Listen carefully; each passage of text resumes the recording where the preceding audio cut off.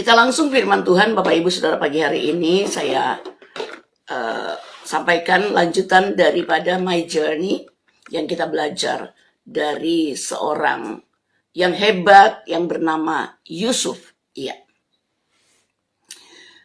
Di dalam kitab Kejadian pasal 37. Kejadian 37, kita baca saja ayat 4 dan 5. Ya. Kejadian pasal 37. Setelah dilihat oleh saudara-saudaranya bahwa ayahnya lebih mengasihi Yusuf daripada semua saudaranya, maka bencilah mereka itu kepadanya dan tidak mau menyapanya dengan ramah. Pada suatu kali bermimpilah Yusuf, lalu mimpinya itu diceritakannya kepada saudara-saudaranya. Sebab itulah mereka lebih benci lagi kepadanya. Saudara yang dikasihi Tuhan kita Yesus Kristus, Yusuf dibenci oleh saudara-saudaranya atas dasar dua hal ini. Yusuf sangat dikasihi oleh saudara-saudaranya, dan juga Yusuf itu adalah orang yang punya mimpi. Yusuf adalah orang yang punya visi, di mana dia berhadapan dengan orang-orang yang tidak punya mimpi, tidak punya visi.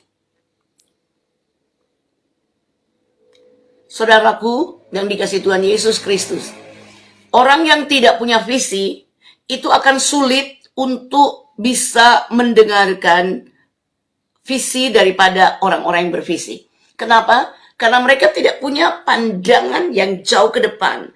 Apa yang mereka lihat hari ini, apa yang mereka alami kemarin, itu yang menjadi pegangan mereka. Mereka tidak memiliki pandangan yang jauh ke depan. Bapak, Ibu, Saudara, yang dikasihi Tuhan kita Yesus Kristus, saya berharap kita semua adalah orang-orang yang memiliki visi. Kenapa? Hidupmu tidak tergantung dengan apa yang engkau alami hari ini. Hidupmu tidak tergantung dengan apa yang engkau alami hari ini. Juga hidupmu tidak tergantung dengan apa yang engkau alami kemarin. Saudara, kebayang nggak Bapak Ibu Saudara? Tiba-tiba saja orang yang kemarin kita tahu, yang mungkin beberapa tahun yang lalu kita kenali sebagai orang yang gagal, orang yang tersakitin, orang yang tertolak. Tetapi pada akhirnya kita kaget melihat hidupnya pada hari ini. Suatu hidup yang begitu berubah. Anda melihat tentang Yusuf. Yusuf itu benar, dia mengalami dikasihi di rumahnya. Benar, dia adalah orang yang bermimpi, punya visi, punya mimpi yang luar biasa. Tentang masa depan.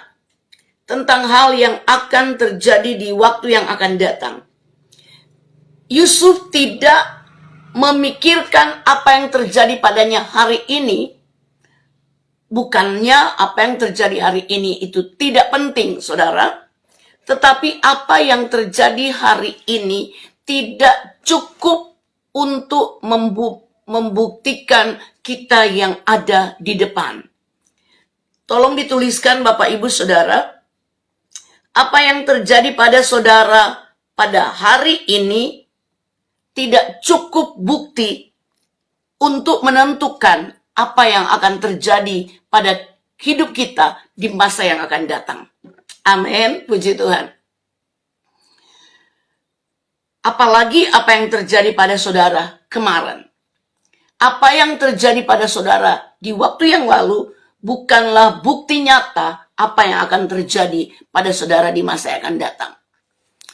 Jadi, tolong dituliskan ya, masa lalu saudara bukanlah faktor penentu apa yang akan terjadi pada diri saudara di masa yang akan datang. Setelah Yusuf melewati sebuah journey, sebuah perjalanan yang cukup panjang Bapak Ibu Saudara, dia mengalami satu kehidupan yang sukar dan sulit. Yusuf mengalami suatu kehidupan yang sulit sekali setelah dia keluar dari rumahnya dan kemudian dia mengalami penurunan, bukan penurunan kualitas hidup, tetapi penurunan di dalam arti dia mulai mengalami penderitaan. Tetapi saya mau katakan kepada saudara, bagi orang dunia, penderitaan adalah sebuah pengalaman penurunan kehidupan. Tetapi buat orang-orang percaya, penderitaan adalah awal dari sebuah kehidupan yang diangkat oleh Allah. Kenapa saya berani katakan demikian, Bapak Ibu Saudara? Kenapa saya berani katakan demikian? Karena saudara yang dikasihi Tuhan kita Yesus Kristus, penderitaan itu adalah ujian. Penderitaan itu adalah ujian. Setiap orang yang sedang dipakai oleh Tuhan, setiap orang yang Tuhan punya rencana yang besar dalam kehidupannya harus diuji. Iya, terima kasih Kak Crispin. Masa lalu bukan faktor penentu masa depan saudara. Ya, jadi jangan hidup di balik bayang-bayang masa lalu. Kalau saya mau hidup di balik bayang-bayang masa lalu saya, Bapak Ibu, saudara, saya tidak akan seperti ini. Saya tidak akan menjadi seperti saya hari ini. Tetapi saya bersyukur bahwa masa lalu saya tidaklah menentukan masa depan saya. Masa lalu ya Yusuf, di mana dia dibuang ke lubang sumur, Bapak Ibu Saudara, itu justru membawa dia untuk pergi, untuk dibawa sampai ke Mesir. Dia justru diangkat dari sumur dan kemudian dibeli oleh orang Midian, pedagang Midian. Dan ketika dia dibeli oleh pedagang Midian, itu penderitaannya dimulai. Kenapa saya katakan demikian, Bapak Ibu Saudara? Yusuf ini diperdagangkan sebagai budak. Kehidupan budak itu nggak enak banget. Kehidupan budak itu nggak enak banget, Bapak Ibu ya.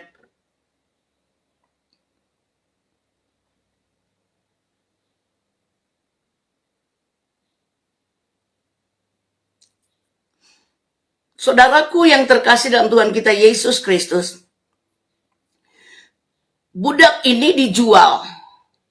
Dan cara memperdagangkan budak itu, Bapak Ibu Saudara, mereka bikin panggung. Ya, mereka bikin panggung dan kemudian setiap budak akan pamer aksi di depan, di panggung.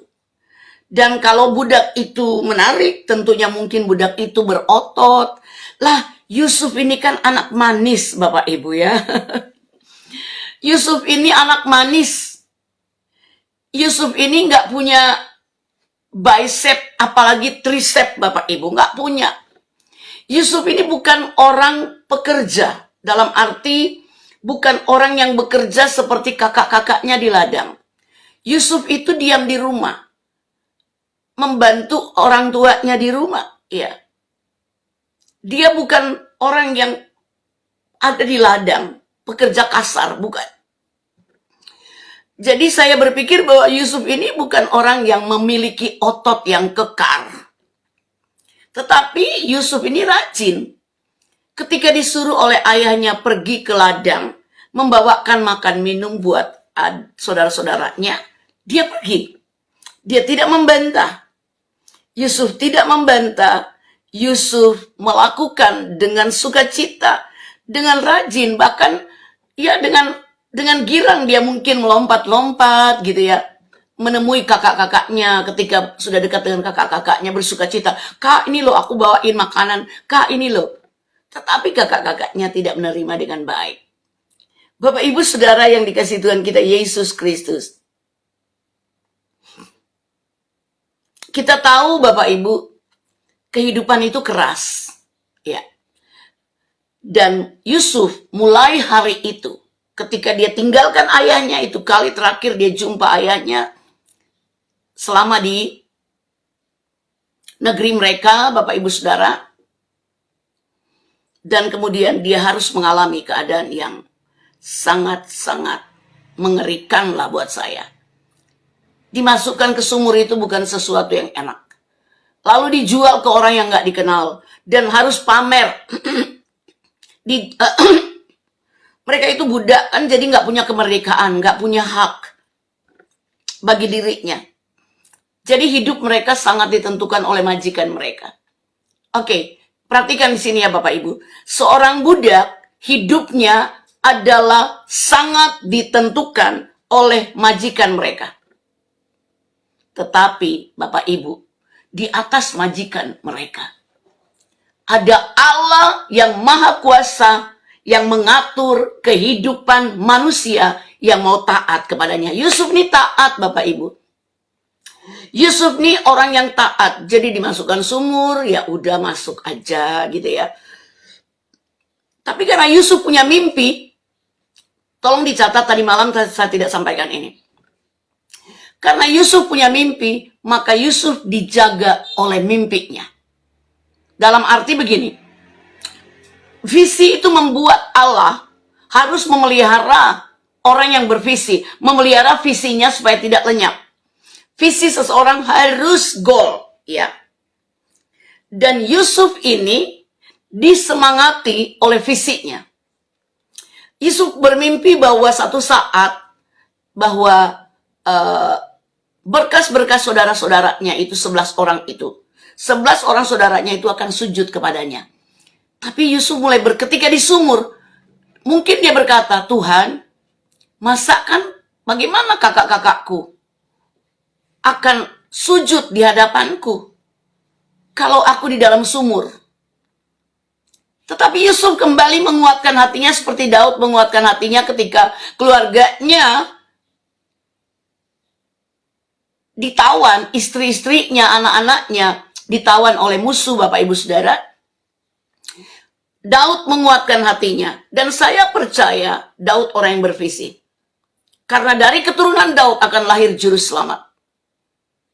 Dari keturunan Daud akan lahir juru selamat. Visi Daud itu jauh ke depan. Bahwa nanti dari keturunannya akan muncul penyelamat dunia yang akan menyelamatkan semua orang dari dosa. Semua orang yang mau percaya kepada dia. Itu visi besar daripada Daud. Nah, ini visi daripada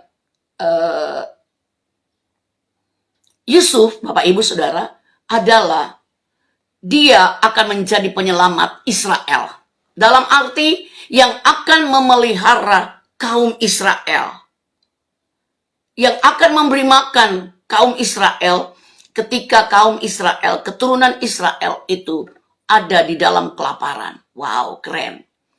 Bapak Ibu Saudara, apa yang mau terjadi pada Yusuf, Bapak Ibu, adalah untuk memberi makan kepada saudara-saudaranya. Saya tidak punya mimpi sebesar, mungkin mimpi sebesar Yusuf. Mimpi saya hanya pergi dan memberi makan orang-orang, pergi dan menginjil orang-orang. Sehingga ada orang-orang boleh disemangatin seperti kemarin Bapak Ibu. Mereka penuh sukacita. Mereka penuh sukacita ketika kami kasih makan mereka di TPA. Dan mereka sudah tidak lagi minder seperti dulu. Pertama kali kami kasih makan warga pemulung di TPA Alak, ada 46 kakak mereka, sekitar 130 orang. Ketika kami kasih makan kemarin, mereka sudah tidak minder lagi. Mereka sudah tidak tunduk-tunduk, tidak tertunduk lagi kepalanya. Seperti awal-awal kami kasih makan mereka, saudara, mereka mukanya nunduk. Mereka tidak berani menatap kami dan juga kamera kami, mereka agak menghindari. Tetapi kemarin mereka sudah begitu terbuka dengan kami, sudah lebih akrab lagi dengan kami karena sudah beberapa kali kami kasih makan. Nah, visi saya itu Bapak Ibu, saya serindu sekali untuk semua orang-orang yang tertunduk itu boleh mengangkat kepalanya. Dengan cara apa? Cara yang sangat sederhana Bapak Ibu, memberi mereka makan. Jadi, orang yang punya visi, Bapak Ibu Saudara perhatikan ada 3 hal yang akan dialami oleh orang-orang yang punya visi.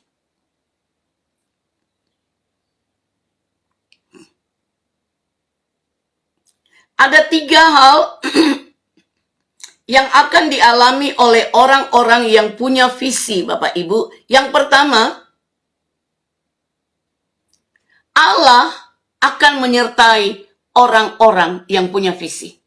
Jadi, apa yang akan dialami oleh orang-orang yang punya visi? Yang pertama, penyertaan Allah.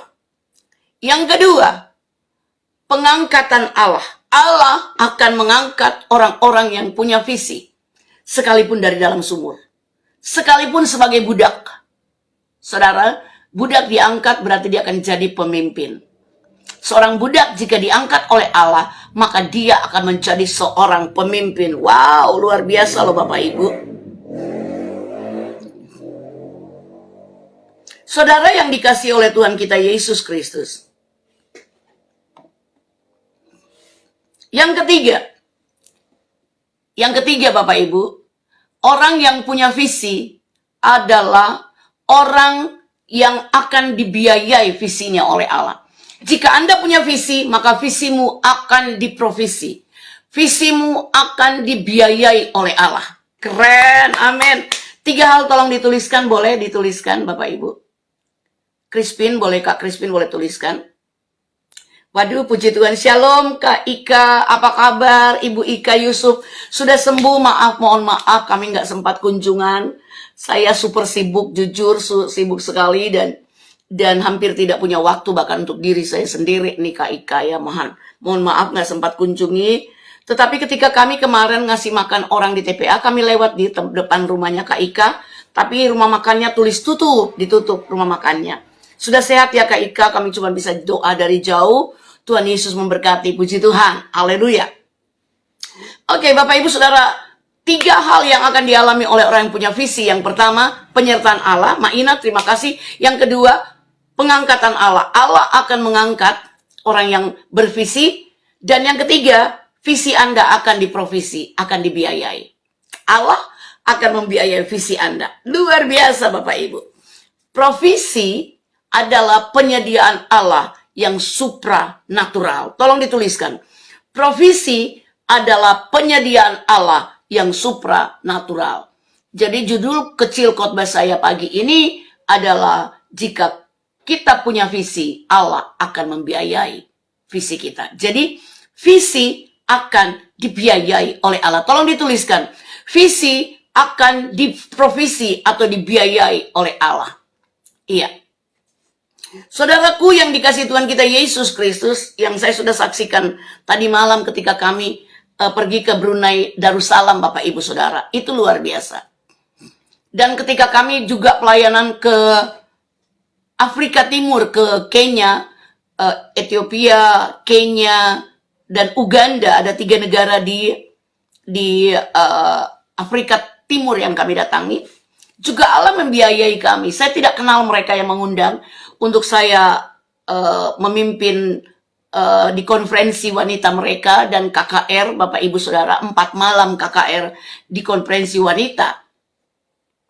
Itu juga kami nggak nyangka Bapak Ibu. Saya bilang bahwa teman-teman kita nggak tahu kita mau tidur di mana, kita nggak tahu kita mau tidur di mana, tetapi kita berangkat saja, kita sediapin dana saja untuk kita, dan mungkin kita harus tidak tidur di hotel, tetapi it's okay, kita harus semuanya siapin diri atau tidur dalam gereja baalas gitu seperti itu, karena saya berpikir bahwa itu negara miskin Bapak Ibu Saudara ya, negara miskin.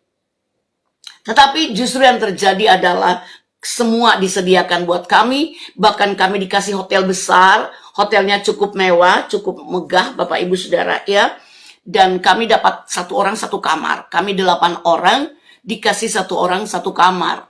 Tetapi kami bilang kami mendingan berdua aja. Jadi kami hanya membutuhkan 4 kamar. Allah membiayai visi kami Bapak Ibu Saudara. Jadi kita perhatikan Saudara yang dikasihi oleh Tuhan kita Yesus Kristus. Tetapi perhatikan, jika Anda punya visi Anda harus diuji. Tolong dituliskan. Jika kita punya visi kita harus diuji. Bapak Ibu, Allah menguji visi Yusuf, mimpi Yusuf itu diuji. Diuji beberapa kali. Pertama, mimpinya diuji, dibuang ke sumur, tapi diangkat kembali. Yang kedua, dia dijual sebagai budak, menjadi budak yang nggak punya hak, nggak punya kemerdekaan. Yang ketiga, Bapak Ibu Saudara, dia diuji melalui sikap moral dia, digoda oleh istri Potifar. Tapi Yusuf menolak untuk tidur dengan istri Potifar, tapi dia mengalami juga difitnah. Jadi diuji secara moral, tapi juga diuji secara kejiwaan, Bapak Ibu Saudara. Apakah Yusuf ini mampu untuk melewati setiap ujian ini? Ujiannya nggak enak banget, Bapak Ibu. Masuk penjara bertahun-tahun. Masuk penjara bertahun-tahun, Bapak Ibu Saudara. Ketika dia dipenjarakan, saudaraku yang terkasih dalam Kristus Tuhan, ketika dia masuk dalam penjara, di penjara dia bertemu orang. Di penjara dia dikasihi. Dan orang itu ditolong dia karena orang itu punya mimpi tentang sesuatu dan dia bingung, Bapak Ibu. Dan ternyata Yusuf diberikan hikmat oleh Tuhan untuk mengerti visi orang itu. Jadi hal berikut tentang orang yang bervisi, Bapak Ibu Saudara, tolong dicatat. Bahwa orang yang bervisi, orang yang punya mimpi, akan mampu menerjemahkan mimpi orang lain. Tolong dituliskan. Orang yang punya visi akan mampu mengerti, menerjemahkan visi orang lain.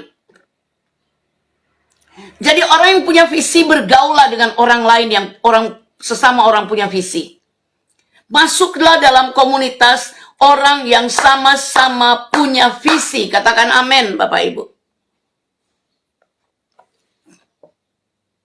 Sekali lagi, tolong perhatikan. Orang yang punya visi akan mampu menerjemahkan visi orang lain.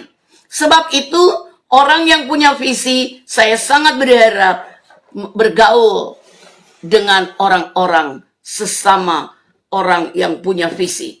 Saudaraku yang dikasihi oleh Tuhan kita Yesus Kristus, kita perhatikan kebenaran firman Allah ini. Ini dahsyat loh Bapak Ibu. Saya makin mengerti tentang visi. Jadi apa sih visi itu? Sekali lagi, visi adalah sesuatu yang jauh di depan, yang kita rindukan. Kita punya desire, passion untuk mencapai itu. Dengan menjalankan beberapa misi. Nah, umat Tuhan yang terkasih dalam Kristus Yesus. Tetapi sekali lagi visi itu harus diuji. Dan ketika Yusuf diuji kembali yang terakhir kali di penjara. Yusuf yang punya mimpi, orang yang punya mimpi itu adalah orang yang aktif. Orang yang punya mimpi adalah orang yang nggak bisa diem. Tetapi Yusuf harus mengalami, harus diam di sumur. Harus diam sebagai budak. Harus diam saja dituduh fitnah istri Potifar. Harus diam saja di penjara. Tetapi setiap kali Yusuf diberi kesempatan, Bapak Ibu Saudara, dia akan menggunakan kesempatan itu. Perhatikan, orang yang punya visi, tolong dituliskan. Orang yang punya visi adalah orang yang tidak akan melepaskan setiap kesempatan berlalu sia-sia. Ini penting Bapak Ibu. Ini yang saya coba gunakan. Saya tidak mau saya tidak mau melepaskan setiap kesempatan dengan sia-sia Bapak Ibu. Hidup ini adalah kesempatan. Jadi setiap kesempatan saya berusaha untuk menggunakannya. Saudaraku terkasih dalam Kristus Yesus, kita sungguh-sungguh bersyukur kepada Tuhan. Kita bersyukur kepada Tuhan karena Tuhan itu begitu mengasihi kita. Selalu memberikan kita kesempatan demi kesempatan. Kemarin saya lihat Angelina Sondak.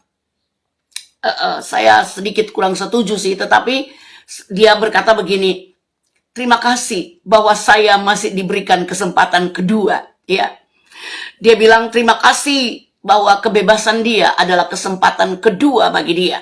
Saya berharap Angelina Sondak di kesempatan kedua ini, dia boleh kembali bertemu dengan Yesus.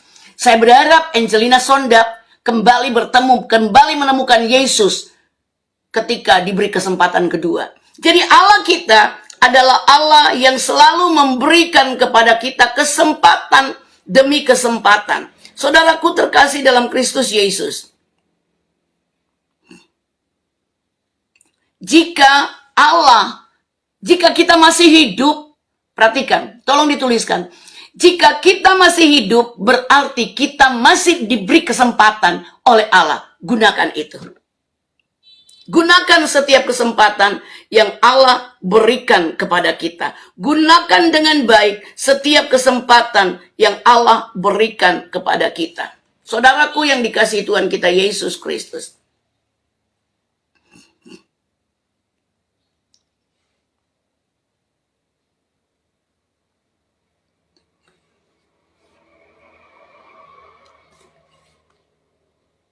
Maaf ya, Pak Ibu, sebentar.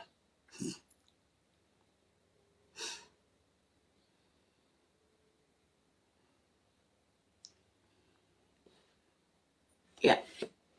Gunakan setiap kesempatan yang Tuhan berikan kepada kita.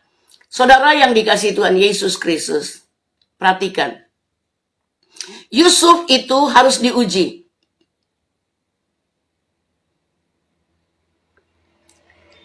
Walau harus mengalami ujian, tes, hal yang sangat sulit bagi orang yang punya visi, Bapak Ibu Saudara. Tetapi perhatikan, kita harus sadar dan benar-benar paham bahwa kita disertai oleh Allah. Kita disertai oleh Roh Kudus. Dan pasti Dia akan bukakan banyak rahasia kepada kita. Seperti yang dialami oleh Yusuf. Dan kita juga Daud mengalami, dia berkata dalam Mazmur 23 ayat 1, 2, 3, dan 4. Sekalipun aku dalam lembah kekelaman, Tuhan adalah gembalaku, Tuhan menyertai aku, Tuhan melindungi aku, Tuhan memelihara aku.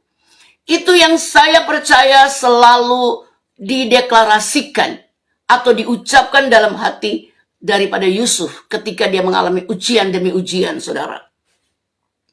Ujian demi ujian yang dialami oleh Yusuf membuat dia menjadi orang yang benar-benar punya kekuatan hati. Punya, saudara, apa yang akan membuat Anda bertahan dalam ujian? Yaitu memiliki kekuatan hati. Apa itu kekuatan hati? Iman. Memiliki kekuatan hati. Kalau kita bicara soal kekuatan hati, Bapak Ibu Saudara, kita sedang berbicara tentang iman. Iman yang terus bertumbuh di dalam hidup kita. Iman yang terus menyemangati kita. Karena iman juga kan sebetulnya adalah bagian dari visi. Iman, Ibrani pasal 11 ayat 1. Iman adalah dasar dari segala sesuatu yang tidak kita lihat, yang jauh di depan, belum terjadi. Visi itu belum terjadi. Iman adalah sesuatu yang kita lihat jauh ke depan. Dan bukti dari segala sesuatu yang kita harapkan. Iman adalah dasar dari apa yang kita tidak lihat, tapi bukti dari apa yang kita harapkan. Nah, Yusuf, Bapak Ibu Saudara, setiap ujiannya ada 6 ujian Yusuf. 6 angka manusia. Tolong dituliskan, 6 adalah angka manusia. Jadi ujian Anda bukan cuma 1 kali, saudara. Anda yang punya visi, begini Bapak Ibu, mungkin Anda berpikir, aduh Pastor Irene kok khotbahnya itu tentang hal-hal yang besar melulu misalnya, ya. Saya berkhotbah hal-hal sehari-hari hidup kita, Bapak Ibu Saudara. Bahwa siapapun Anda harus punya visi. Siapapun Anda harus punya visi. Masa ketika Anda mau sekolah, Anda nggak punya visi? Waktu saya sekolah dulu, saya punya cita-cita besar. Ya. Tadinya saya pengen jadi dokter. Bapak Ibu Saudara, tadinya saya pengen jadi dokter. Saya ikut ujian SKALU. Dulu masa saya SKALU. Kalau sekarang UMPTN. Saya dulu ujian SKALU dan untuk daftar kedokteran Gadjah Mada, Universitas Gadjah Mada. Itu Universitas Gadjah Mada itu 3 besar dulu, masuk 3 besar universitas di Indonesia loh Bapak Ibu. Yang pertama Universitas Indonesia, yang kedua Airlangga, yang ketiga Gadjah Mada. Saya daftar di kedokteran, masih bodoh saya dulu, dalam arti mimpi saya besar dan kuliahnya di tempat yang hebat gitu loh Bapak Ibu. Saya gagal. Saya nggak keterima di Gadjah Mada. Jadi papa saya bawa saya ke Manado, suruh saya ke Manado. Saya keterima di kedokteran Universitas Samratulangi. Itu tidak mudah Bapak Ibu Saudara untuk bisa lolos di kedokteran Samratulangi. Tetapi saya Saya nggak kuat, saya nggak mampu, saya merasa ngeri ketika nonton film G30 SPKI. Akhirnya saya minta pindah ke ekonomi. Saya minta pindah ke ekonomi, jadi saya kuliahnya di ekonomi Universitas Samratulangi. Jadi perhatikan Bapak Ibu Saudara, setiap orang yang punya visi, dokter hati, iya Kak Crispin, nggak jadi dokter untuk menyembuhkan sakit orang, tapi orang-orang disembuhkan juga melalui doa loh ya, bukan melalui pelayanan medis saya, tetapi melalui pelayanan doa gitu jadi dokter hati. Ya, haleluya. Saudara yang dikasih Tuhan Yesus Kristus, jadi gini Bapak Ibu Saudara, setiap visi kita harus diuji. Uji masuk dalam lembah kekelaman. Yusuf mengalami ujian yang gak gampang, didikan yang keras. Orang yang punya visi harus memiliki kekuatan hati karena engkau akan mengalami didikan yang keras. Haleluya. Apakah Anda siap orang yang bervisi mengalami didikan yang keras? Bapak Ibu Saudara yang dikasih Tuhan Yesus Kristus, saya mengalami. Saya mengalami didikan yang keras dari orang-orang sekitar saya, dari keluarga saya, dari mama saya. Papa saya cukup memanjakan saya. Papa saya, almarhum, cukup memanjakan saya. Tetapi dari mama saya mengalami keadaan saya berpikir itu mama saya itu nggak sayang sama saya. Tetapi ternyata didikan dari semakin berjalannya waktu, saya makin mengerti firman Allah. Saya merasa bahwa justru mama saya lah yang mendidik saya. Papa saya meninggalkan saya. Papa saya meninggalkan saya warisan semangat dia untuk menginjil, tegas dalam kepemimpinan. Tapi mama saya mewariskan kepada saya sesuatu didikan ala mama saya yang keras, gitu ya. Bahwa tidak semua keinginan saya diikutin mama saya.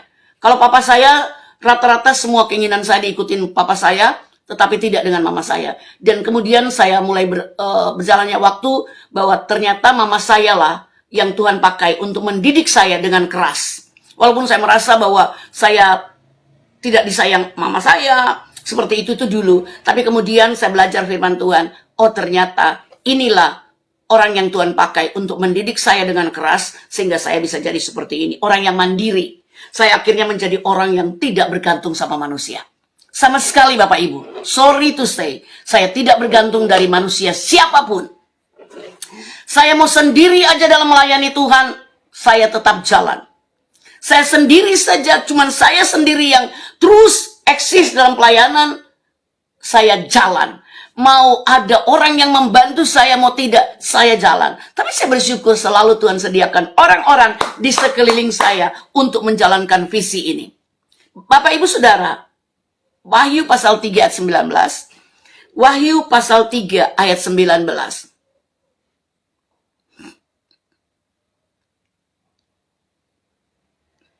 Oke, sekali lagi. Wahyu pasal 3 ayat 19. Barang siapa kukasihi, kutegor dan kuhajar. Orang yang bervisi sangat dikasihi oleh Allah. Orang yang punya visi sangat dikasihi oleh Allah. Akan dijaga oleh Allah. Akan disertai oleh Allah. Akan dikuatkan oleh Allah. Tetapi perhatikan, Anda pun akan mengalami ditegur dan dihajar. Bapak Ibu, ditegur dan dihajar oleh Allah itu nggak enak. Seorang ayah akan mendidik anaknya dengan keras. Ketika anaknya melakukan kesalahan, maka mungkin bonus-bonus anaknya, apa yang selalu biasa disediakan ayahnya, tidak akan tersedia lagi. Untuk mendidik seorang anak. Mungkin anaknya dibebaskan untuk pergi. Mungkin hari libur, silakan kamu pergi liburan ke Bali. Tetapi ketika anaknya melakukan kesalahan, seorang ayah yang baik, dia akan mengambil jatah liburan anaknya. Untuk membuat anaknya itu disiplin. Ditegur dan dihajar. Bapak Ibu Saudara, ini yang dialami oleh Yusuf. Jadi Wahyu 3 ayat 19, barang siapa kukasihi, ia kutegur dan kuhajar, sebab itu relakanlah hatimu dan bertobatlah. Orang yang punya visi harus relakan hati dan bertobat. Relakan hati ditegur dan dihajar oleh Allah. Ini nggak enak. Tapi ini yang dialami oleh Yusuf. Sama dengan Sadrak, Mesak, dan Abednego. Sadrak, Mesak, dan Abednego ini Bapak Ibu Saudara diuji oleh Allah. Dan ujian Allah kepada Sadrak, Mesak, dan Abednego ini nggak enak banget loh Bapak Ibu. Nggak enak banget. Tetapi syukur kepada Allah, syukur kepada Tuhan Bapak Ibu Saudara, Yusuf melewati semuanya ini. Sadrak, Mesak, dan Abednego juga diuji. Ujiannya sedang terbakar hangus di dalam api. Dan ini sangat sulit. Tetapi mereka lolos. Jadi Amsal 29 ayat 11 tadi malam yang kita pelajari. Bila tidak ada wahyu, menjadi liarlah rakyat. Jadi rakyat, jika gembala nggak punya visi, jemaat akan nggak tahu mau bikin apa. Tidak ada yang mengarahkan jemaatnya untuk bikin apa. Tidak ada yang akan mengarahkan jemaatnya untuk bikin apa. Saudara, lakukan ini, lakukan itu, lakukan ini. Mungkin jemaat berpikir akan kita bisa dapat dari pengkhotbah YouTube, pengkhotbah live streaming, gitu kan, yang bertebaran di mana-mana saat ini.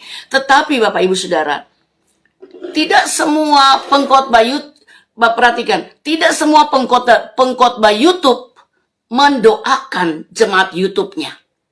Tidak semua pengkhotbah YouTube mendoakan jemaat YouTube-nya. Tidak semua pengkhotbah live streaming menyebutkan jemaat live streamingnya itu dalam doanya satu demi satu. Tidak semua. Tidak semua. Bapak Ibu Saudara yang terkasih dalam Kristus Yesus, kita perhatikan, Yusuf ini mengalami keadaan-keadaan yang sukar dan sulit untuk mencapai mimpi besarnya, yaitu memelihara keluarganya. Di masa yang sulit, dan hal itu terjadi. Nah Bapak Ibu yang dikasihi Tuhan kita Yesus Kristus, ketika Yusuf masuk penjara, dan dia menolong orang yang punya visi, orang yang punya mimpi, menerjemahkan visinya yang dia nggak ngerti. Mungkin Bapak Ibu Saudara, saudara juga pernah dikasih mimpi sama Tuhan, dikasih visi sama Tuhan, tapi saudara nggak ngerti. Tapi saudara tidak bertemu dengan orang yang punya visi, sehingga mungkin sampai hari ini Anda tidak mengerti visi tersebut. Tetapi ketika Anda sekarang belajar tentang visi, silakan Anda share. Ada Nona Ningsi, dia bermimpi bahwa dia memegang tangan saya gitu ya. Dia kepengen ketemu saya, tetapi saya belum ada kesempatan untuk ketemu dia. Mohon maaf Nona Ningsi, saya berharap Anda masuk di page ini. Ya, karena saya sebentar akan berangkat. Jadi sebentar siang saya akan berangkat ke Maumere Bapak Ibu. Iya, saya berangkatnya ke Maumere. Karena tiket pesawat ke ND itu 1 juta lebih per orang. Kalau saya berdua sharean itu, waduh, sekitar 3 juta rupiah Bapak Ibu. Dan ini ngeri banget tiket sekarang. Di bulan April ini tiketnya tinggi banget Bapak Ibu. Dan tidak membuat, tidak mudah untuk saya,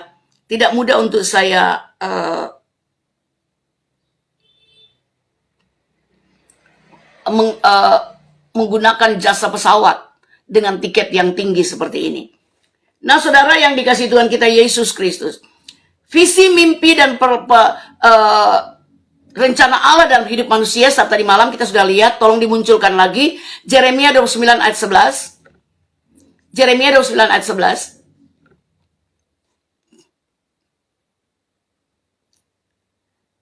Sebab aku ini mengetahui rancangan-rancangan apa yang ada padaku mengenai kamu.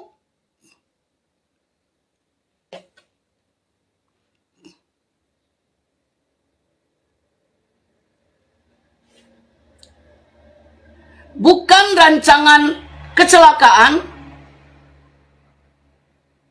tapi rancangan damai sejahtera, dan bukan rancangan kecelakaan untuk memberikan kepadamu hari depan yang penuh harapan. Saudara yang dikasihi Tuhan Yesus Kristus, jadi ini Ke depan kita mau apapun, tolong dituliskan.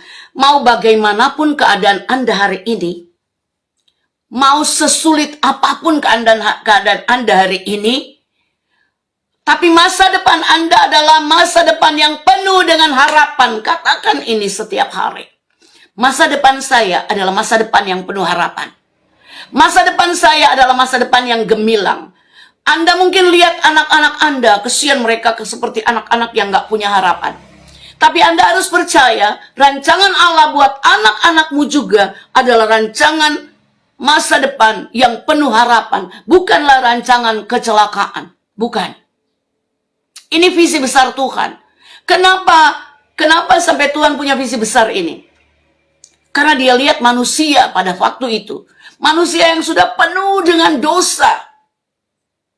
Manusia yang gak mungkin lagi diselamatkan oleh perbuatan-perbuatan baik mereka. Karena mereka juga sudah tidak mampu berbuat baik. Manusia pada saat Allah melihatnya, sehingga timbullah rencana Allah untuk datang menebus manusia melalui Yesus Kristus. Saudara terkasih dalam Kristus Yesus. Jadi Allah harus datang menjadi manusia di dalam diri Yesus Kristus dan menyelamatkan manusia. Karena manusia sudah nggak mampu berbuat baik. Manusia sudah nggak mampu membedakan tangan kanan dan tangan kiri seperti orang Nineve. Makanya Allah harus membangkitkan banyak hamba Tuhan untuk berkhotbah di Nineve, berkhotbah di dunia ini, berkhotbah di tengah-tengah angkatan yang jahat. Turun ke jalan-jalan, berkhotbah di jalan-jalan seperti Yunus. Yunus keliling kota Nineve. Dia berkeliling dan berkhotbah di jalan-jalan. Saya berkeliling kota dan berkhotbah di jalan-jalan. Saya berjalan dari taman ke taman dan berkhotbah di sana. Saya berjalan dari kota ke kota, desa ke desa, bangsa ke bangsa, bahkan oleh anugerah Tuhan, benua ke benua. Saya tidak pernah tidak turun di jalan. Di Australia saya khotbah di mall. Di Australia itu enak Bapak Ibu ya. Di mall-mall mereka itu ada panggung. Ada panggung yang sudah disediakan sound system. Sound system sudah ada di panggung dan mau digunakan untuk apa saja silakan, ya. Jadi orang banyak yang ngerok di situ juga, ya. Kota yang metal juga di situ, jingkrak-jingkrak gitu loh. Tetapi saya gunakan panggung di mall itu untuk berkhotbah. Waktu itu Bapak Ibu Saudara saya nggak mau pusing dengan orang mau dengar mau nggak dengar. Wah, saya pakai mikrofon luar biasa. Saya di Amsterdam nggak pakai mikrofon, saya teriak dengan suara saya. Di Belgia juga seperti itu. Di Belanda juga, di Amsterdam ya Belanda ya. Nah saudara yang dikasih Tuhan Yesus Kristus, saya di Afrika, saya di pasar, saya berdiri di jalan, di tengah jalan, saya berdiri dan saya khotbah di pasar, di mana orang banyak sekali di situ lagi jualan dan berdiri di kios-kios gitu ya Bapak Ibu.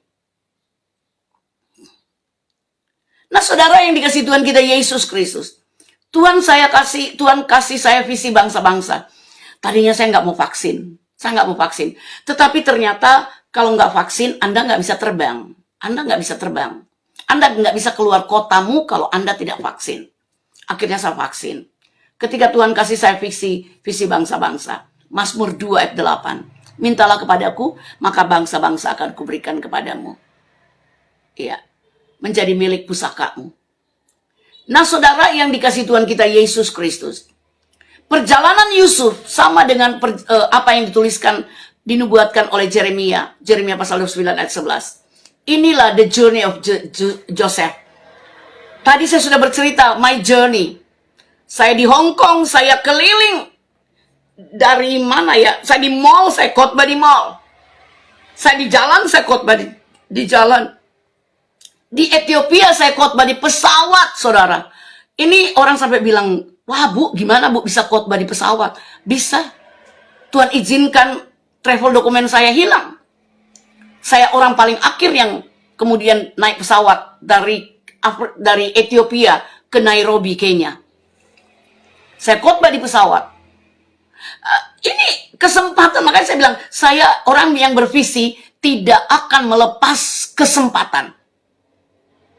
Jadi saya di mana saja, saya di kapal, naik kapal, sekarang sudah jarang sekali, hampir tidak pernah naik kapal. Udah belasan tahun nggak naik kapal, Bapak Ibu Saudara.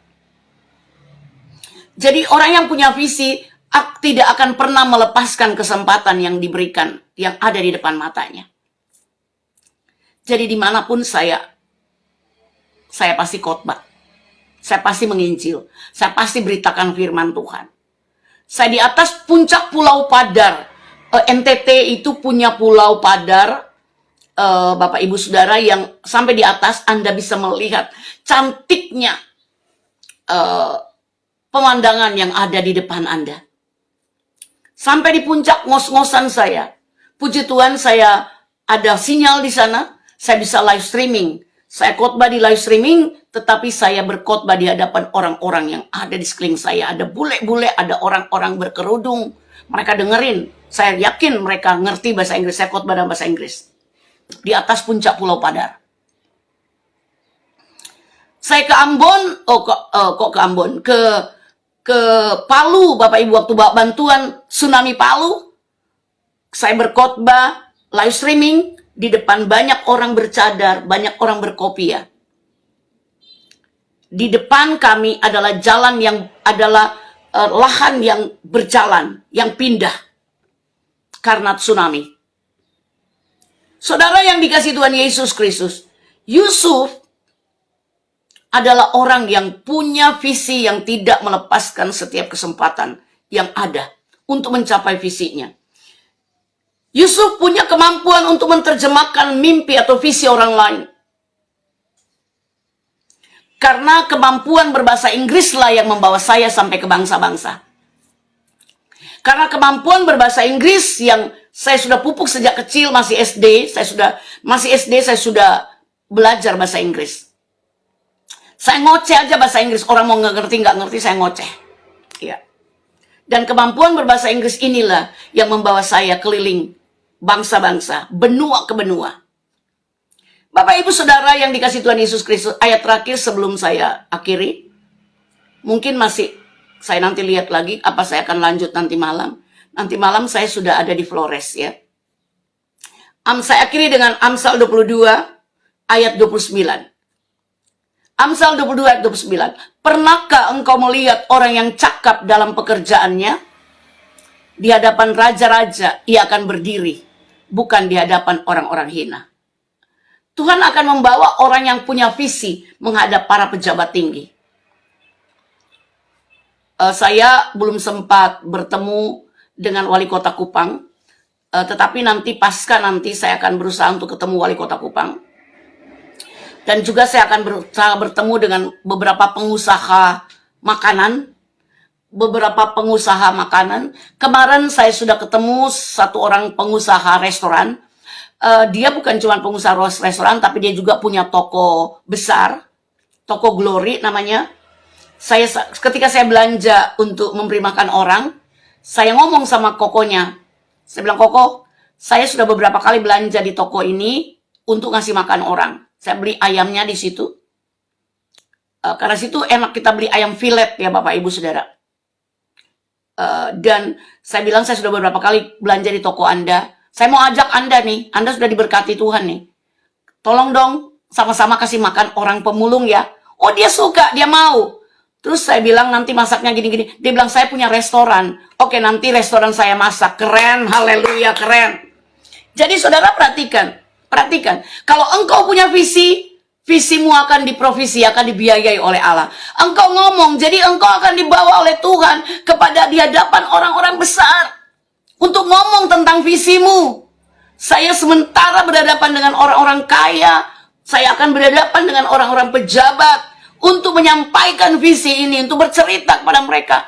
Saya nggak mampu ngasih makan mereka terus. Sekarang pemerintah harus bantu dong gitu ya. Bantu dong pemerintah.